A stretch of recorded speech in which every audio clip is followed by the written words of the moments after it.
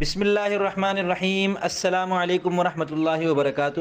میں محمد اسامہ سرسری الفاظ قرآن کی لغوی، صرفی اور نحوی تحقیق کا سلسلہ جاری ہے۔ اعوذ باللہ من الشیطان الرجیم، بسم اللہ الرحمن الرحیم۔ غیر المغضوب علیہم ولا الضالین، اس آیت کا پہلا لفظ ہے غیر۔ لغوی اعتبار سے اس کا ترجمہ ہے سوائے، مگر، نہ، یعنی یہ نفی کے لیے بھی آتا ہے۔ صرفی تحقیق کے مطابق یہ مصدر مشتق اور جامد میں سے مصدر ہے۔ مصدر کا اسم ہے تو اس کو اسم مصدر کہتے ہیں۔ 6 اقسام میں سے ثلاثی مجرد ہے، باب ضرب یضرب، 7 اقسام اجوف یائی۔ نحوی تحقیق کے مطابق اسم، فعل اور حرف میں سے یہ لفظ اسم ہے، پھر اس کی 2 قسمیں ہیں، معرفہ اور نکرہ، ان میں سے یہ معرفہ ہے۔ پھر مذکر اور مؤنث میں سے یہ لفظ چونکہ مصدر ہے اور مصدر میں تذکیر و تانیث برابر ہوتی ہے تو یہ مذکر بھی ہے اور مؤنث بھی ہے۔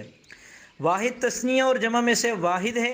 متمکن اور غیر متمکن میں سے یہ اسم متمکن ہے، اور اسم متمکن کی 16 اقسام میں سے پہلی قسم ہے مفرد منصرف صحیح، اور اسماء عاملہ میں سے یہ مضاف ہے جو کہ اپنے مضاف الیہ پر عمل کر رہا ہوتا ہے، اس کو جر دے رہا ہوتا ہے۔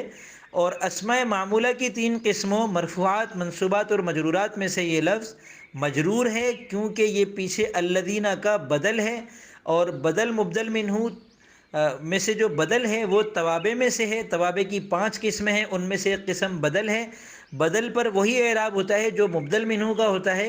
الذین مبدل منہ ہے، غیری بدل ہے، تو الذین جو کہ مبنی ہے اور محلاً مجرور ہے صراط کا مضاف الیہ ہونے کی وجہ سے، تو الذین کا بدل ہونے کی وجہ سے غیری بھی مجرور ہے۔ تو یہ تھی اس لفظ کی لغوی، صرفی اور نحوی تحقیق۔ امید کرتا ہوں آپ کو یہ سلسلہ پسند آ رہا ہوگا۔ اس سلسلے کے اعتبار سے اور بھی کوئی مفید تجویز اگر آپ کے ذہن میں ہو تو وہ نیچے تبصرہ خانے میں دے سکتے ہیں۔